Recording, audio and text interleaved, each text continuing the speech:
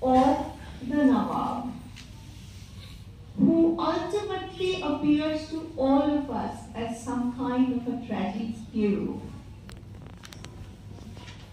but extremely creative, indeed at the center of a cultural efflorescence, is this Calcutta connection. We therefore have chosen to focus on this Calcutta connection because, as all of you know, after he was deposed and had to leave his beloved Lucknow, had to leave his kingdom forever, he settled in this city with his entourage. He indeed, if I am not mistaken, stayed in this city for longer, lived in this city for longer than he had lived in Lucknow. A tragic historical figure because he would never be able to go back to his beloved Lucknow, that Lucknow Nagari that he had left behind. Now this coming to live in Calcutta with practically his realm, as it were, is a very interesting phenomenon to be also academically studied. So we thought that we would try to bring this aspect out. But you see, when we use the expression Calcutta connection, there is probably in our subconscious an attempt to arrogate this person and personality for Calcutta, to make Calcutta somehow paramount in the chemistry. But could we really do it? Is it not that this person forever carried with him Awadh, carried with him forever Lucknow, the reason why he tried to make or tried to create a Chota Lucknow in Mediapolis. And it's a wonderful sight of cultural efflorescence that resulted as a consequence. Be it music, be it literature, be it dance, be it many other art forms, be it architectural definition of space. Everything was being churned out in and around this Chota Lucknow, on which this tragic personality, as it were, bestowed all his energies.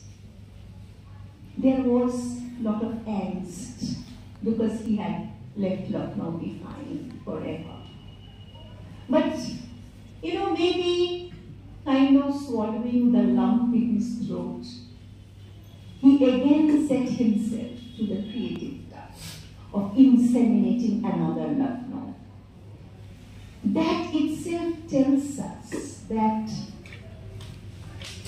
the Calcutta connection is probably less about what Calcutta was doing to Nawab Wajid Ali Shah and his entourage, and more about the inscription, the Awadhi inscription on the city.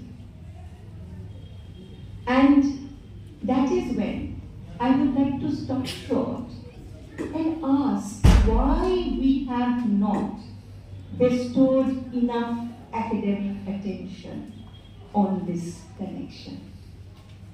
Why have we given it scant respect? What is the kind of politics, cultural politics if you choose, that has made us make this inscription invisible? However, when we talk about the Awadhi inscription, of course one has to be clear about what this Awadhi inscription is all about. And I think that is one of the aspects that this seminar will definitely bring out. There are, of course, interesting ways in which we can, enter this theme. Multiple ways.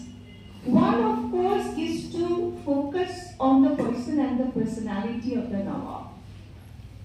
There is actually very rich material in terms of what he did, what he felt, what he created in and around Chota Lucknow. That world of cultural efflorescence that I've just now referred to. And however, at the same time, we are sensitized that it was not merely the Nawab who was making Chota Lucknow. Therefore, we are again sensitized to the coexistence of royalty and subalternity. The coexistence of a court and at the same time the artisans, the dancers, and all kinds of artists and artistes who had come with him and who were then kind of destined to live on the subaltern side of the social scale. They also made the Chota Lucknow. Therefore, Chota Lucknow comes to us in terms of contradictions and liminalities. Liminality is something that immediately strikes me when I think of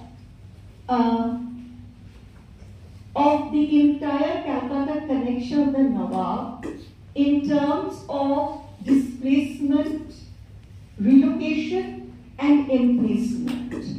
So following this entire matrix, where is the home?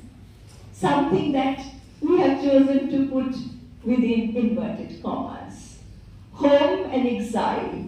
Yes, he was passionately wanting to have another home after having lost his home. But where was the home? The home away from home. That's why I'm referring to the liminality. And this does not apply again to remind us, ourselves, that it applied not merely to the Nawab or his descendants, but the entire population that came and also multiplied at the site of Chota Lucknow. For them, this phenomenon of exile and making the home, trying to belong, this entire matrix, where somewhere in between hangs the home away from home, how it feels. So exploring that is another dimension that we need to look into. And of course, Meteorus itself, the site of Chota Lucknow, where Chota Lucknow was being created. There would be presentations on that as well. I am not going to elaborate upon that. It's not my responsibility either. But I take this opportunity now to raise a few questions, keeping in mind the times we live in. Keeping in mind the way in which the mind-boggling range of plurality that makes our country so beautiful. The country and even our city, I suppose, is now being sought to be painted in monochrome with a majoritarian brush. Therefore, we thought it our bounden responsibility to arrange this seminar, to bring out the ways in which, among other things, this Awadhi impact reconstituted Calcutta, contributed to the rich plurality of its cultural scape. And again, we should be sensitized to the responsibility of redeeming our pledge to that plurality. So organizing this seminar is also about redeeming our pledge to that plurality amidst this attempt to impose a monochrome. And that is when I have often tended to ask myself, why is it the moment we talk about Nawab Shah and Chota Lucknow and his entourage, people ecstatically talk about the Calcutta biryani and then stop short because they cannot recount other examples out of a huge scale of creative efforts that characterized Chota Lucknow, particularly in his time and even beyond. Why is it so? Why this scant attention to this aspect of history that has enriched Calcutta? And why christen that biryani as Calcutta biryani? Again, do we want to kind of inscribe the dominant signature of the city on a particular culinary experiment, which was the Nawab's? And of course, his entire kitchen was investing on it in its preparation.